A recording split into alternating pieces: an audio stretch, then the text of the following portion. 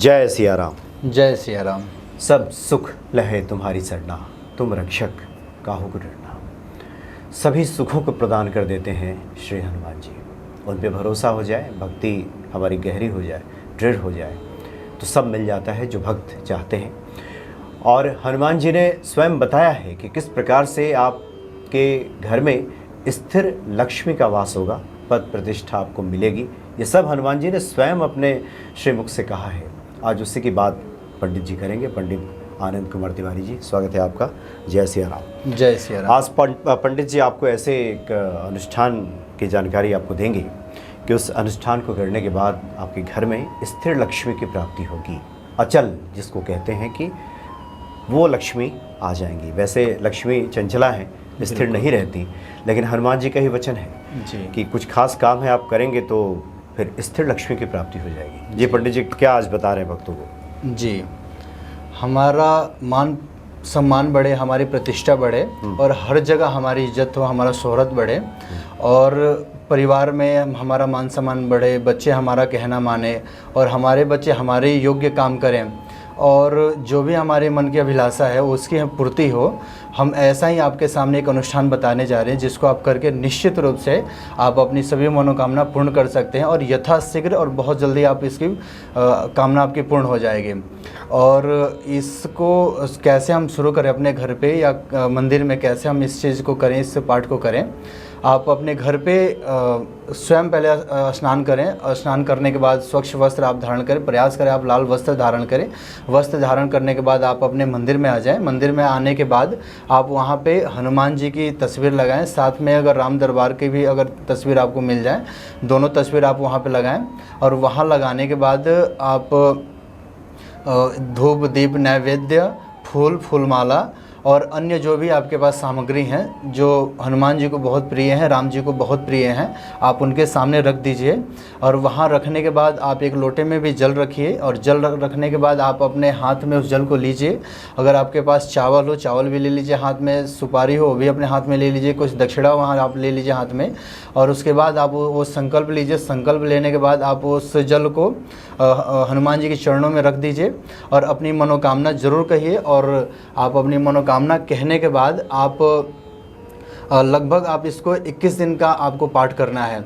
फिर आप देखेंगे जब आप 21 दिन का पाठ करेंगे तो शुरुआत के 1-2 दिनों में ही आपके अंदर कुछ ऐसी ऊर्जा प्राप्त होगी और आपको दिखेगा कि हमने जिस उद्देश्य से ये अनुष्ठान शुरू किया है उसकी धीरे धीरे आपकी पूर्ति होने लगेगी। और आपको ये भी करना है कि जब आप 21 दिन का अनुष्ठान करें आप इसका, और जब आप 21 दिन का अनुष्ठान करेंगे तो आप स्वयं या किसी योग ब्राह्मण से आप इसका दशांश हवन भी अपने घर पे कराएं।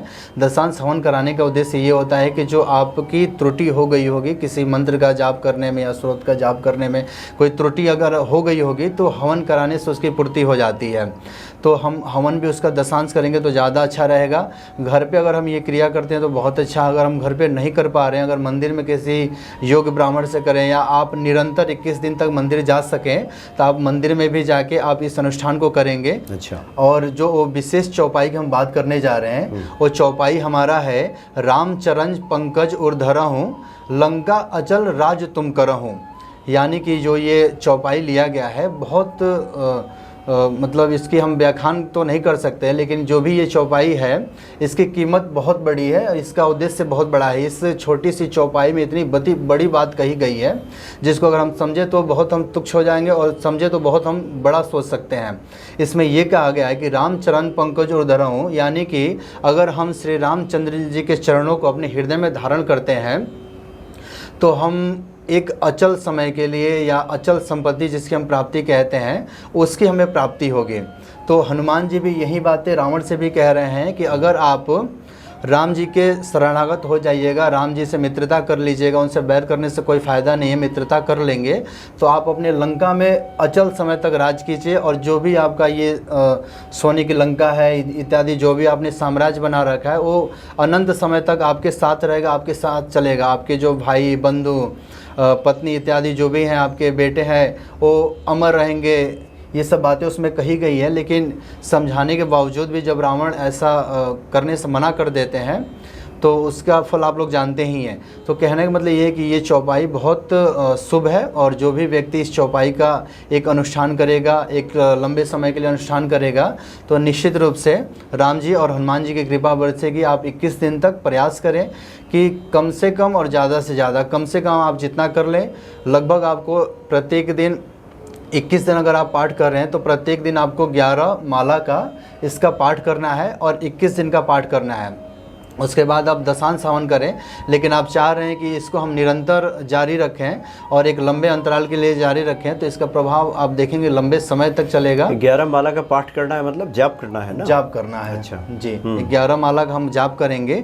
और जो हमारा राम चरण पंकज और धरहूँ, लंका अचल राज तुम कर रहा हूँ, जो ये चौपाई, इसका ही हमें जाप करना है। 11 माला का जाप करना है। कुछ ज़्यादा समय नहीं लगेगा, लेकिन अगर हम अपनी मन की कामना को पूर्ति कराना चाहते हैं तो थोड़ा सा हमें मेहनत करना पड़ेगा। मतलब 21 दिनों का एक अनुष्ठान ले लीजिए जी, इस चौपाई का जप कीजिए। जी, रामचरण पंकज और धरहु, लंका अचल राज तुम करहु। ये कहा जा रहा है कि राम जी के चरणों को हृदय में धारण अगर कर लिया जाए जी, तब अचल राज ये कायम रहेगा। कायम। और ये हनुमान जी कह रहे हैं रावण जैसे व्यक्ति के लिए, जी, जबकि रावण क्या है ये बताने की आवश्यकता नहीं। तो जो भक्ति भाव में है, जो अच्छे लोग हैं, कम से कम इस चौपाई का जप करेंगे तो उनका राज तो अचल हो ही जाएगा। चलो हो ही जाएगा। बिल्कुल। और रुकावटें जो भी आपकी आ रही होंगी तो 21 दिन तक ये अनुष्ठान के तौर पे लेना है। आपने बता दिया प्रतिदिन 11 माला का जप कीजिए जी, इस चौपाई से। जी, और उसके बाद फिर जब ये समापन हो जाए, उद्यापन के दिन क्या करें? तो उद्यापन हमें 21वें दिन अपना पाठ कंप्लीट करके उसके बाद हम उद्यापन करेंगे। और जो भी हवन की सामग्री है आप अपना मार्केट से खरीद लें। और हवन सामग्री में आप बहुत कुछ मिला सकते हैं, लेकिन जो भी आपको मार्केट से हवन सामग्री मिल जाए उसको आप अपने घर पे ले आएँ। अगर आप स्वयं कर रहे हो तो आप हवन तो कर सकते हैं, लेकिन अगर आप वहाँ पर भी एक योगी ब्राह्मण को बुला लेंगे तो ज़्यादा बेहतर होगा। और फिर आप उसके बाद हवन करें, हवन के बाद आप आरती करें, तो निश्चित रूप से हनुमान जी और राम जी की कृपा आपके ऊपर बरसेगी। और अगर आप मंदिर में कर रहे हैं या करा रहे हैं तो मंदिर की जो व्यवस्था होगी वो स्वयं आपको मिल जाएगा। यानी दशांश इसका हवन करा लें जी। प्रतिदिन आप 11 माला का जप करेंगे तो 1100 मंत्रों का जप होगा जी। 1100 गुना 21 दिनों का आप वो जितना होता है जी, उसका फिर 10% निकाल लीजिए जी।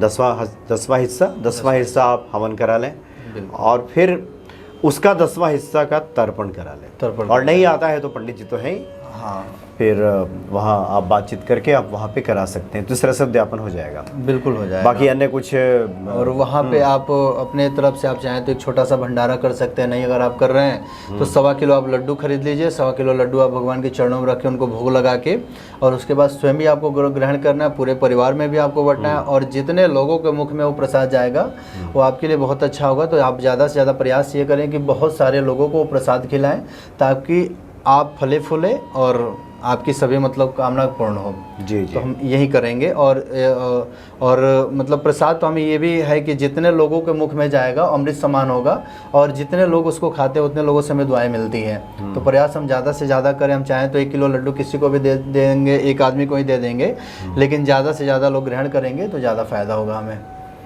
जी। तो इसको 21 दिवसीय अनुष्ठान आप कीजिए इस महत्वपूर्ण चौपाई की। रामचरण पंकज और धरहु, लंका अचल राज तुम करो। तो निश्चित तौर पे हनुमान जी कृपा आप पे बरसेगी। और जिसके हृदय में भी प्रभु श्री राम के चरण अंकित हो जाते हैं, हृदय में प्रभु श्री राम रहते हैं, उसके हाथों महालक्ष्मी कृपा ऐसे ही बरसती है। अचल राज तो रहेगा ही रहेगा। बिल्कुल। बहुत अच्छी आपने बात बताई पंडित जी, बहुत बहुत धन्यवाद आपका। जय सिया राम।